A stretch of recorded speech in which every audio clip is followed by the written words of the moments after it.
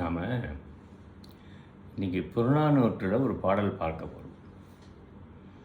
அதாவது சோழன், நெடுங்கிள்ளி, நலங்கிள்ளின்னு ரெண்டு பேருமே தாயாதிக்காரர்கள். அண்ணன் தம்பி சகோதரர் முறை வேண்டும். ரெண்டு பேருமே போர்க்களத்தில் போர் புரிவது என்பது ரொம்ப தவறான ஒரு செயல் இல்லையா? அப்போ எதிரிகளுக்கு இச்செயல் ரொம்ப தேன் சாப்பிட்டது மாதிரி ஆயிடுமா? ஆமாம். அதனால் இந்த கோவூர் கிழார் என்பவர் ரெண்டு பேருக்கும் நடுப்புற போய்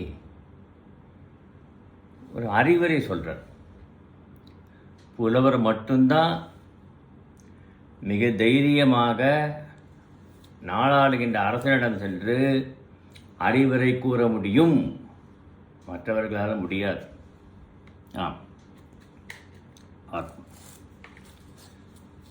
முதல்ல இந்த பாட்டை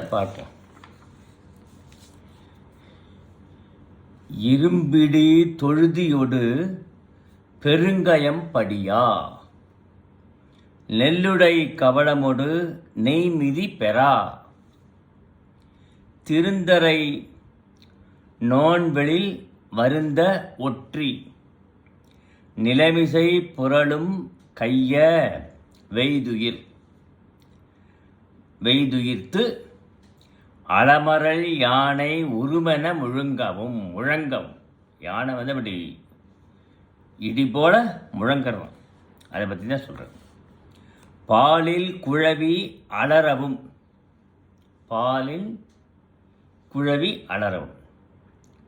இந்த பால் சாப்பிடணுங்கிறதுக்காக அந்த குழந்தை வந்து அழுகிறது. மகளிர் பூவில் வருந்தலை முடிப்பவும். இதெல்லாம் சொல்கிறேன். இதெல்லாம் நீரில் வினைப்புயன் நல்லி இணை கூய் கேட்பவும். இந்த இடத்துல தான் இன்னாதம்ம ஈங்கினிது இருத்தல். இதுதான் முக்கியமான ஒரு அடி இந்த இதில் பாடல். துன்னரந்துப்பின் வயமான் தோன்றல் அறவையாயின் இனிதனது இருத்தல் மறவையாயின் போரொடு திறத்தல் அறவையும் அல்லை ஆக திறவாது அடைத்த திண்ணிலை கதவின் நீன்மதில் ஒரு சிறை ஒடுங்குதல் நானு தொகை உடைத்து இது காணுங்காலே. கோவூர் கிழார் தான் போய் சொல்கிறார். சொல்லி அவனை வந்து நல்வழிப்படுத்துகிறார் என்று வருகிறது. நெடுங்கிள்ளிங்கிற சோழ நெடுங்கிள்ளிங்கிறவன் அவனை பற்றி பார்த்துட்டு பார்ப்போம். இவன் காரியாட்டு துஞ்சிய நெடுங்கிள்ளி எனவும் வழங்கப்படுவான். காரியாட்டு துஞ்சிய நெடுங்கிள்ளினா காரியாட்டுங்கிற இடத்துல போர் நடந்து அந்த போர்க்களத்தில் வீர சொர்க்கம் அடைந்தான். அதனால் காரியாட்டு துஞ்சிய நெடுங்கிள்ளி என்றும் கூறப்படுபவன். திருந்திய அரசியல் பயிற்சி இல்லாதவன். நெடுங்கிள்ளிங்கிறவன் சோழன் தான், சோழ தேசத்து அரசன். சிறந்த அரசியலில் வந்து அவ்வளவு பயிற்சி அற்றவன் அரசியல் செய்வதில்லை. இவருக்கும் சோழன் நலங்கிள்ளிக்கும் எவ்வகையாலோ பகைமை உண்டாயிற்று. இவனுடைய தாயாதிகாரன் தான் சோழன் நலங்கிள்ளி. அவன் திறமையானவன், போர் செய்ய வல்லவனவன். ரெண்டு பேருக்கு எப்படியோ பகைமை வந்துவிட்டது. அக்காலத்தே சோழன் நலங்கிள்ளியிடம் இருந்து இளந்தத்தன் என்னும் புலவன் ஒருவன் வந்து பரிசில் வேண்டினானாக. அக்காலத்தில் இளந்தத்தனுங்கிற புலவன் நலங்கிள்ளியிடம் போய் பரிசு வேணும் கேட்குறான். அவனை சோழன் நலங்கிள்ளியின் ஒற்றன தவறாக கருதி பரிசில் கேட்க வந்தால் நெடுங்கில் என்ன பண்ணணும்? பரிசில் கொடுக்கணும். ஏதோ 4 முடிஞ்ச கொடுத்து அனுப்பணும். அப்படி இல்லாமல் தன்னுடைய தாயாதிக்காரன் நலங்கிள்ளியோட ஒற்றன் போல இருக்குன்னு புலவரை நினைக்கலாமா? எவ்வளவு தவறு! ஆமாம், கொலை புரியறதுக்கு முற்பட்டானாம். ஒற்றன் என்று கருதி ஆராய்ச்சி இல்லாமல் நம்ம எந்த செயலும் செய்ய தண்டனை கொடுக்கக்கூடாது யாருக்கும். அதான் சிலப்பதிகாரத்தில் பார்க்குறோம் பாண்டிய மன்னன் செய்தது. அதுபோல் கொலை செய்ய முற்படுகிற நேரத்தில் ஆசிரியர் கோவூர் கிழார் இங்கே வர. கோவூர் கிழாருங்க மிகப்பெரிய புலவர். அவர் வர்றாரு.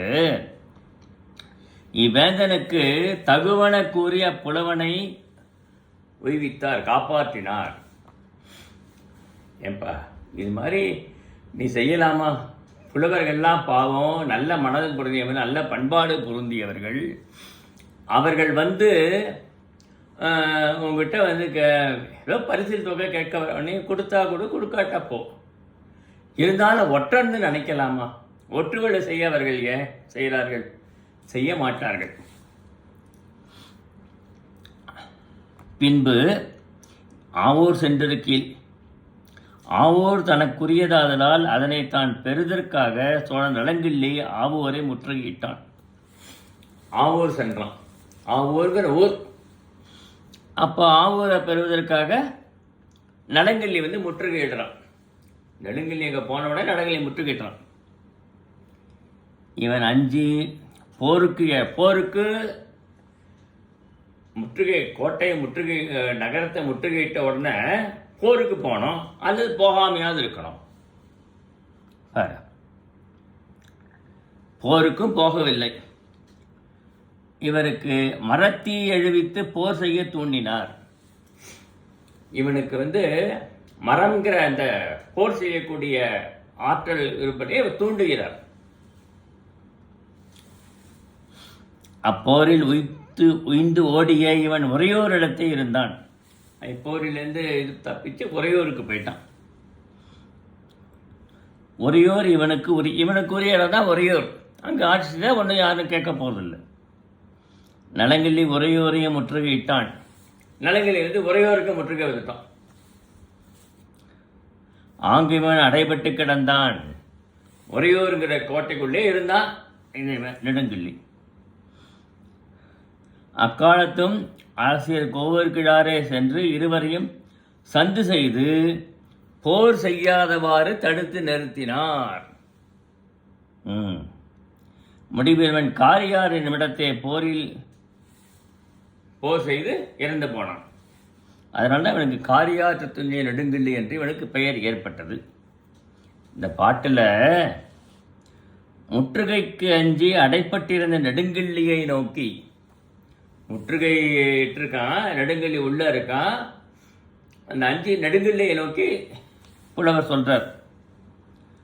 தோன்றால் அரசே, யானைகள் பெய்துயிர்த்து ஒருமன முழங்குகின்றன.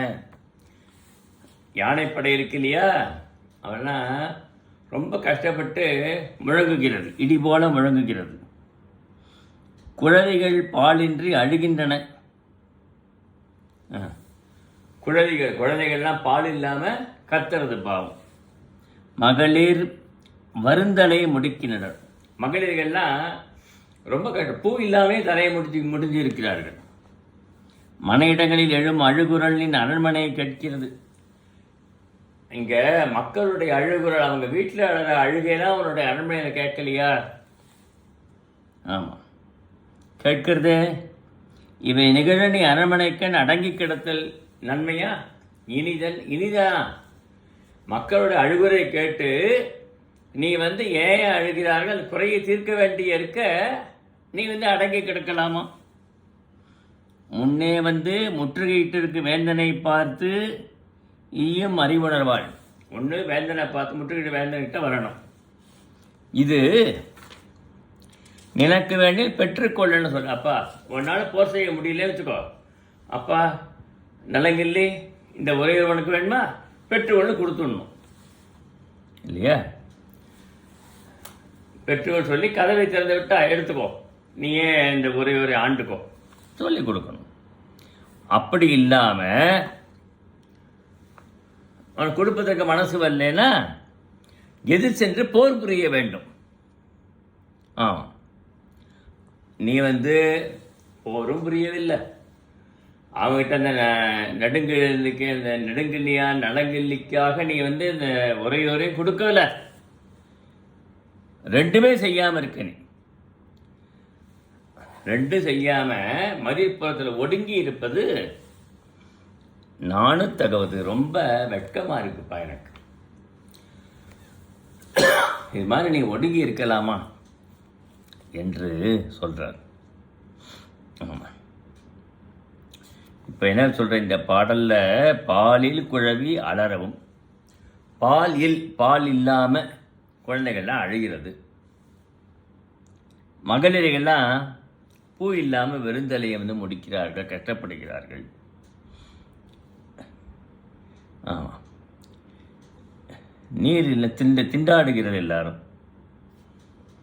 இன்னாதம்மை ஈங்கினி திருத்தல், இப்படி இன்னாதவையெல்லாம் உன்னுடைய நாட்டில் நடக்கின்றன.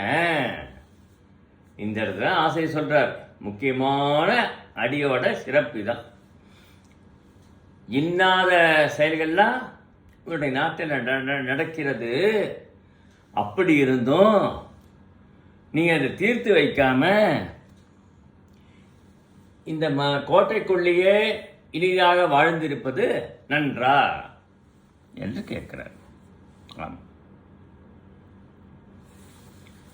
ஒன்று போர் புரியனா நேருக்கு நின்று போர் புரிய வேண்டும், அல்லது போர் புரிய மனம் வரவில்லைன்னா அவனை கூப்பிட்டு இந்த பாணி நாட்டை எடுத்து ஆண்டுக்கோ என்று அவன்கிட்ட நாடை கொடுத்துடணும். ரெண்டுமே செய்யாமல் நீ இப்படி ஒடுங்கி இருப்பது தவறு. இந்த கதவை திறக்காம நீ ஒடுங்கி இருக்க பத்தியா, இது ரொம்ப வெட்கப்பட வேண்டிய ஒன்று என்று சொல்றார் இந்த ஆசிரியர். நன்னீர்மை இல்லாத தொழில் திறத்தல்.